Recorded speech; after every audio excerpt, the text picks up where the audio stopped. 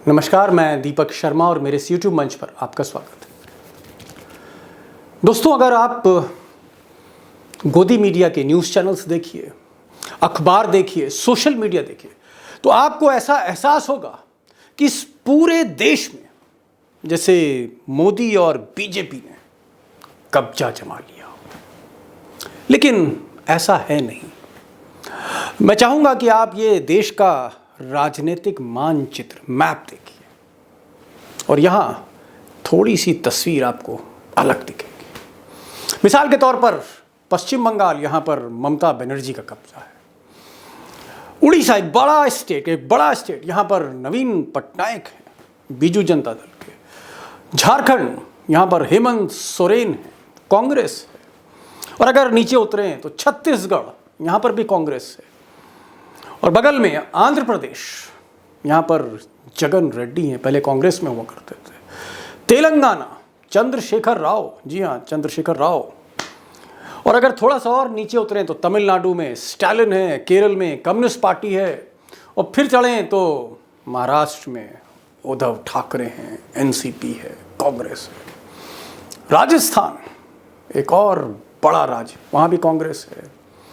हरियाणा में सरकार मिली जुली है, हालांकि है बीजेपी हाथ, लेकिन उसके जस्ट बराबर में दिल्ली में आम आदमी पार्टी और पंजाब में आम आदमी पार्टी।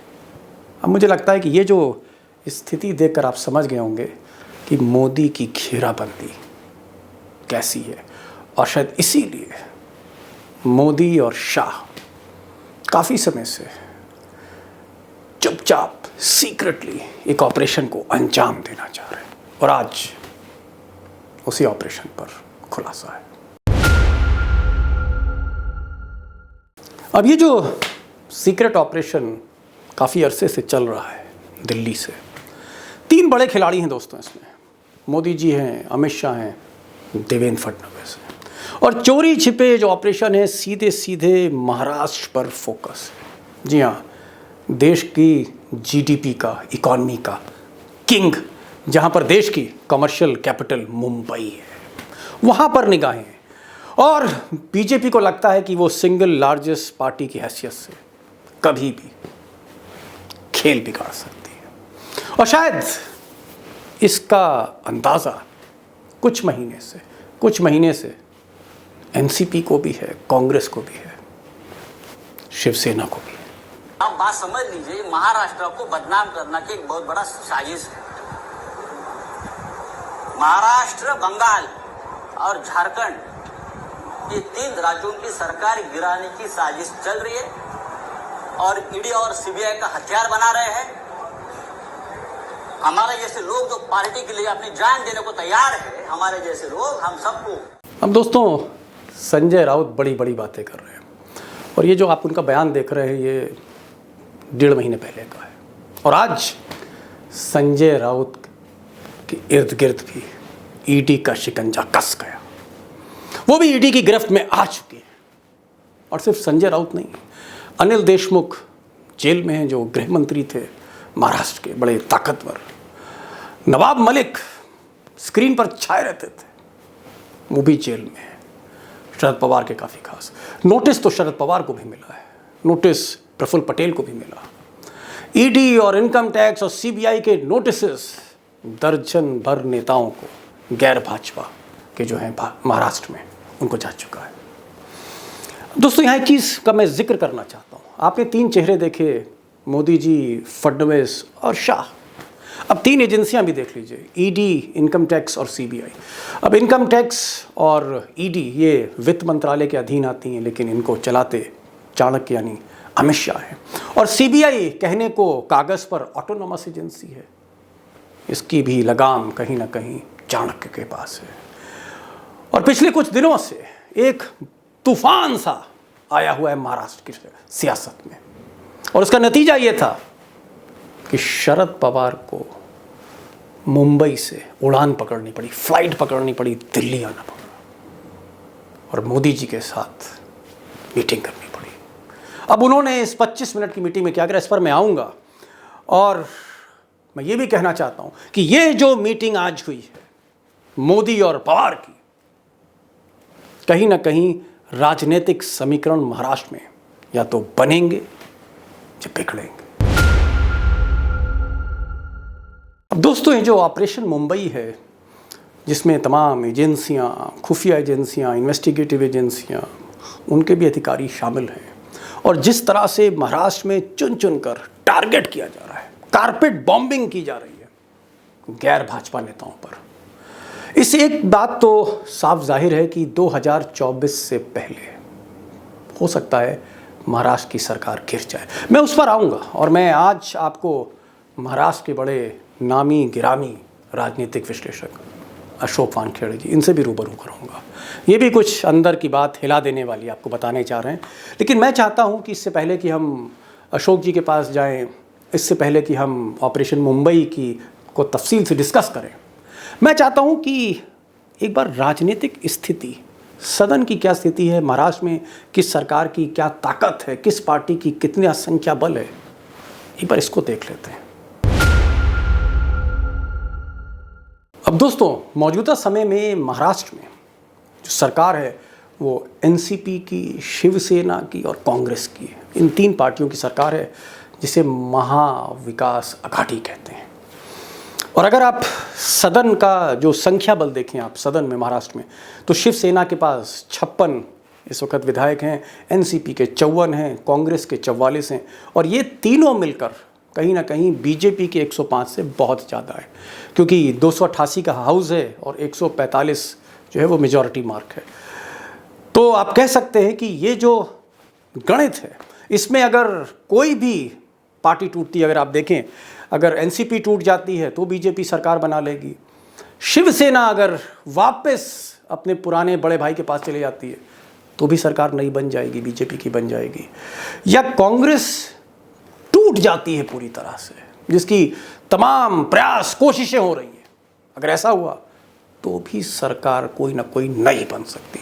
ये जो गणित है, इस गणित को लेकर ही उद्धव ठाकरे परेशान है, शरद पवार परेशान है, और कहीं ना कहीं मैडम सोनिया गांधी और राहुल गांधी भी परेशान है। अब दोस्तों, ये जो संख्या बल है, कोई इधर गया तो सरकार बन गई, एनसीपी अगर बीजेपी से मिल गई तो सरकार बन गई, शिवसेना वापस बड़े भाई के पास चली गई यानी बीजेपी के पास तो सरकार बन गई, या कांग्रेस टूट गई, जिसको लेकर सोनिया गांधी और राहुल गांधी बहुत चिंतित हैं, तो भी सरकार एक नहीं बन सकती है। और अगर देखा जाए तो जितने बड़े नेता हैं, शरद पवार से लेकर उद्धव ठाकरे तक, बेचैन सब हैं। बेचैन तो मोदी और अमित शाह भी हैं। अब क्या वाकई महाराष्ट्र में सरकार गिरने जा रही है? क्या ऑपरेशन मुंबई वाकई कामयाब होने जा रहा है? मैंने बात करी महाराष्ट्र के टॉप पॉलिटिकल एनालिस्ट, राजनीतिक विश्लेषक, 30-35 साल से जो हथेली की तरह महाराष्ट्र को जानते हैं, अशोक वानखेड़े जी से, और बिल्कुल डरते नहीं, घबराते नहीं, तो टूक बोलते हैं। पहले उनको सुन लेते हैं। बहुत बहुत स्वागत वानखेड़े साहब। मैं ये जानना चाह रहा था कि पिछले कुछ दिनों से जिस तरह के घटनाक्रम हो रहे हैं, संजय राउत कह रहे हैं कि साहब गोली मार दीजिए हमको, जिस तरह से हरेन पांड्या को गोली मारी गई थी, हमको जेल में डाल दीजिए, लेकिन अमित शाह और मोदी की राजनीति में खत्म करके रहूंगा। उद्धव ठाकरे कह रहे हैं कि साहब किसी तरह से सरकार गिराने की साजिश हो रही है। कांग्रेस के जो विधायक हैं, 26 विधायक, वो चिट्ठी लिख रहे हैं। तो इस तरह का एक, आप कह सकते हैं, एक माहौल बन रहा है जहां ये कहा जा रहा है कि कहीं ना कहीं कुछ गड़बड़ है महाराष्ट्र में। देखिए दीपक जी, महाराष्ट्र में गड़बड़ तो है, मैं ये नहीं मानता कि गड़बड़ नहीं है। गड़बड़ क्या है? क्योंकि शिवसेना और बीजेपी साथ में चुनाव लड़ी थी और एब्सोल्यूट मेजोरिटी से आगे चली गई थी, सरकार बनना तय थी। इतना बड़ा मेजोरिटी का आंकड़ा मिलने के बाद सामने की थाली कोई उठा के ले जाएगा, और 55-57 सीट 106 बीजेपी के पास है, 57 सेना के पास है, दोनों मिलके 160 के ऊपर जा रहे थे। 288 का हाउस है, 145 आपको वो चाहिए, मेजोरिटी चाहिए। ऐसे में जब आपके पास 160-170 मेजोरिटी आ जाती है तो आप एब्सोल्यूट मेजोरिटी में चले जाते हैं, लेकिन सरकार नहीं बन पाई क्योंकि बीजेपी के साथ सेना ने जैसा साथ छोड़ा शरद पवार मैथमेटिक्स के एक्सपर्ट है, वो जानते थे कि कभी भी बीजेपी के साथ मैं खुल के नहीं जा सकता, बीजेपी के साथ से कांग्रेस खुल के नहीं जा सकती। यदि हम तीन इकट्ठा हो गए तो बीजेपी को मजबूरी में या तो मुख्यमंत्री पद देना पड़ेगा, जो बीजेपी नहीं देगी, वो ऑलरेडी तय हो गया था। उसके पीछे बहुत झगड़े थे क्योंकि अमित शाह वर्सेस देवेंद्र फडणवीस चल रहा था। तो अमित शाह ने बड़ा क्लियर कट कह दिया, सरकार बनेगी तो पुराने 2014 के फॉर्मेट में बनेगी, या उप मुख्यमंत्री पद भी नहीं दिया जाएगा।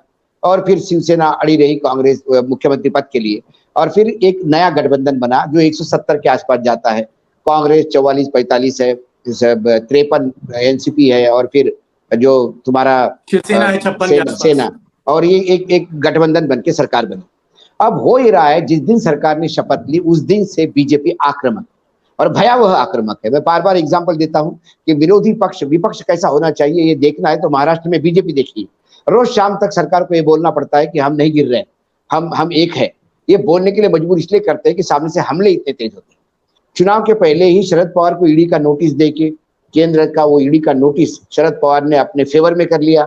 उसके बाद केंद्र भी थोड़ा शासक हो गया, और फिर केंद्र ने लगातार ईडी के नोटिसेस, ईडी के रेड्स, फिर उसमें राज ठाकरे को एक नोटिस गया। उसके बाद राज ठाकरे ने बीजेपी के खिलाफ बोलना बंद कर दिया। उसके बाद शरद पवार के नजदीकियों का, अजित पवार के सिस्टर्स को नोटिस गया, उनके यहाँ रेड हो गई। फिर संजय राउत लगातार बोल रहे थे सरकार के खिलाफ, तो संजय राउत पे रेड हुई। उसके बाद फिर जो मुख्यमंत्री है उनके साले पे रेड हो गई। ये तमाम चीजें, मैं इस रेड को गलत नहीं मानता, क्योंकि धुआं उठ रहा है तो कहीं ना कहीं आग लगी हुई है। मैं ये मानता हूँ, आप भी पत्रकारिता में हैं, हम भी पत्रकारिता में हैं। सामना कितना तनख्वाह देता होगा एक संपादक को? 10 लाख रुपए भी देता होगा, जो बहुत ज्यादा मैं बता रहा हूँ मराठी के स्टैंडर्ड से। तो 10 लाख रुपए की सैलरी में ऐसा क्या हो जाता है कि आप 11-11 प्लॉट ले सकते हो और इतनी प्रॉपर्टी इकट्ठा कर सकते हो? यदि ईडी ने आपकी प्रॉपर्टी सीज की है तो ईडी के पास कुछ ग्राउंड होगा। जो साले का मामला है वो भी कहीं ना कहीं मनी लॉन्ड्रिंग, कोई हवाला वाला पकड़ा जाता है तो उसमें कई लोग पकड़ते हैं। मैं उसको भी गलत नहीं मानता। शरद पवार एक किसान, गरीब किसान के बेटे थे। शरद पवार कोई बहुत बड़े बड़े लैंडलॉर्ड के बेटे नहीं थे। लेकिन आज भारत में सबसे पैसे वाले यदि कोई नेता हो तो शरद पवार का गिना जाता है। ऐसा कोई जगह नहीं जहाँ शरद पवार का दखल नहीं है। इंटरनेशनल मार्केट से लेकर लोकल मार्केट तक शरद पवार छाए हुए हैं, उनका इन्वेस्टमेंट छाया हुआ है। ऐसे में शरद पवार के ऊपर जो रेड हुई उसको भी मैं गलत नहीं मानता। लेकिन इसकी परिणति क्या है? संजय राउत की आपने प्रॉपर्टी जब्त की, आपने एक मंत्री को जेल में डाल दिया। लेकिन फिर आप कर्नाटक में जो रेड हुई थी उसका क्या हुआ? उसके बाद कमलनाथ के लोगों पे रेड हुई थी, उसका क्या हुआ? गहलोत के भाई को उठाया गया था, उसका क्या हुआ? वाड्रा को 6-6 घंटे पूछा गया था, उसका क्या हुआ? उनकी कौन सी प्रॉपर्टी जब्त हो गई? उसके बाद यूपी में चुनाव के समय रेड हो गई, बंगाल में चुनाव के समय रेड हो गई, मुख्यमंत्री हिमाचल को अपने बेटी की शादी में से उठाया गया। इन लोगों की कितनी प्रॉपर्टी जब्त हो गई, या इनके केसेस किसी अंडरस्टैंडिंग के तहत डंप कर दिए गए? भाऊ, मैं ये जानना चाह रहा था कि मोदी शाह क्या चाहते हैं, मोदी शाह का क्या एजेंडा क्या है? देखिए, वो प्रेशर इतना दे रहे शिवसेना पे। आप ये बात तो मान लीजिए दीपक जी, आप और हम भी हैं, चुनाव उत्तर प्रदेश के भी हुए। उत्तर प्रदेश में सत्ता में आने के लिए वो महिमा मंडित तो कर रहे हैं, लेकिन 125 सीटें विपक्ष को मिली जो 44 पे था, मात्र 40 सीटों से लेकर 125 पे गया। ये कहीं ना कहीं उनके लिए भी चिंता का विषय है। डिलीवरी का मॉडल है, जिलों के नाम बदलने से पेट नहीं भरता। लोग आज भी, उन्होंने सेकंड चांस दिया तो ये सोच समझ के दिया। देश के ऊपर कितना कर्जा है ये भी अभी जो पार्लियामेंट में आया है, तो करीब करीब हर आदमी के ऊपर 1 लाख रुपए का कर्जा है। हम इसी में खुश होते हैं कि हम लाखपति हो गए, क्योंकि 1 लाख का कर्जा तो है। किसी ने 1 लाख का कर्जा दिया तो 5 लाख की औकात होगी, तो उसी में हम खुश हैं। सवाल ये है कि आप एक प्रेशर टैक्टिक्स ला रहे हैं, आप टूट। लेकिन महाराष्ट्र की राजनीति का, मेरा कई नेताओं से बात हुई तो उसमें कुछ बीजेपी के भी नेता ये कह रहे हैं, कहते हुए, मेरे सीनियर नेता है, वो कह रहे थे कि जितना आप इन 3 पार्टियों पे हमला करोगे उतने ही एकजुट होंगे। यदि बीजेपी इस महा विकास आघाड़ी को निग्लेक्ट करती तो शायद ये अपने आंतरिक द्वंद्व से ही गिर जाती। लेकिन जैसा ही ईडी और इनकम टैक्स का हमला होता है, सब इकट्ठा हो जाता है, और सब इकट्ठा हो जाते हैं, और सबको सत्ता का मोह है। सत्ता आप तब ले सकते हो जब इनका आंकड़ा टूटे।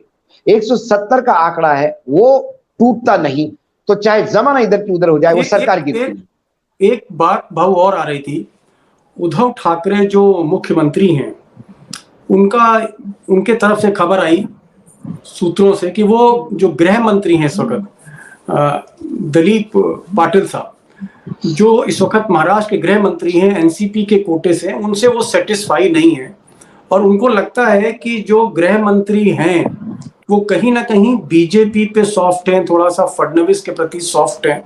तो ऐसा तो नहीं, हालांकि उद्धव ठाकरे ने इस बात का खंडन किया कि भाई ऐसा नहीं है, मेरा कोई मतभेद नहीं है, लेकिन अगर गृह मंत्री थोड़ा सा फडणवीस की तरफ झुकाव है एनसीपी का, शरद पवार जो है वो गडकरी को डिनर पे बुला रहे हैं और अगले दिन शरद पवार जो है वो नरेंद्र मोदी जी से मिल रहे हैं, प्रधानमंत्री से 20-25 मिनट बातचीत हो रही है, तो ये संकेत क्या है? एनसीपी ऐसा तो नहीं है कि कहीं ना कहीं बीजेपी के गले में हाथ डाल दिया है और गलभैया हो गई हैं और कहीं ना कहीं फ्यूचर की जो राजनीति है उसमें एनसीपी और कहीं बीजेपी साथ आ जाए?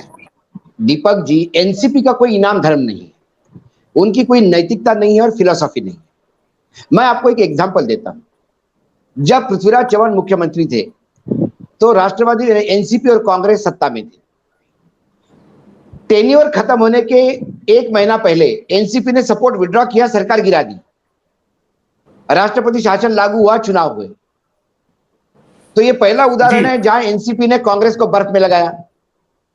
उसके बाद में नई सरकार आई, उस सरकार में सेना और बीजेपी अलग अलग चुनाव लड़ी थी, लेकिन फिर सरकार बनाने के लिए एक हो गए, फिर उप मुख्यमंत्री पद के लिए झगड़ा हो गया और विश्वास का मत जब प्रस्ताव आया विधानसभा में तो सेना ने बीजेपी के सरकार को समर्थन देने से मना कर दिया। ऐसे में शरद पवार के एनसीपी ने फडणवीस सरकार को वोट देके, वॉइस वोट से वो प्रस्ताव पारित करवाया, बीजेपी की सरकार बचवाई और सेना को बर्फ में लगाया। उसके बाद सेना बीजेपी के साथ आ गई, 5 साल रहे, उसके बाद चुनाव हुए, सेना बीजेपी साथ साथ चुनाव लड़ी, सरकार बनाने की स्थिति में थी। तब शरद पवार ने सेना को अलग कर दिया और अलग सरकार बनाई, बीजेपी को बर्फ में लगा दिया। इस 10 साल के टेन्योर में एक बार कांग्रेस को बर्फ में लगाया, एक बार बीजेपी को बर्फ में लगाया, एक बार सेना को बर्फ में लगाया और तीनों पार्टियां कहती है कि शरद पवार बहुत अच्छे नेता है।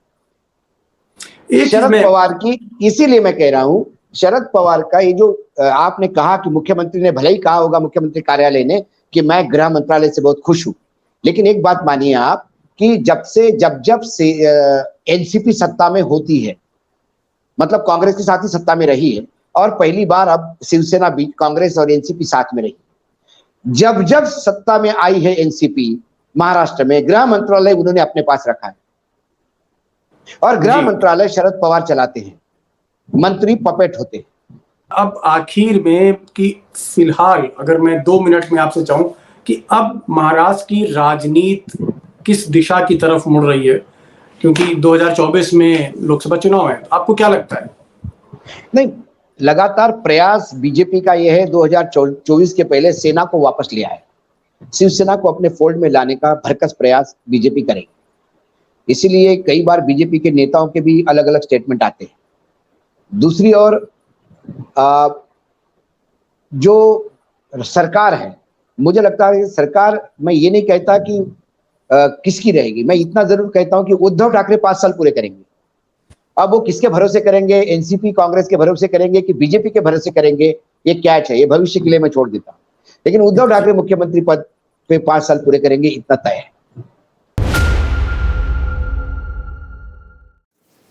अब दोस्तों, जिस महाराष्ट्र में बड़े बड़े पुलिस अधिकारी जेल चले गए, बड़े बड़े मंत्री, गृह मंत्री अनिल देशमुख वो जेल चले गए, नवाब मलिक जेल चले गए, शरद पवार जैसी शख्सियत, जैसे मराठा नेता को ईडी का नोटिस मिल गया हो, उस महाराष्ट्र में एक परिवार अभी तक बचा हुआ है और वो है उद्धव ठाकरे।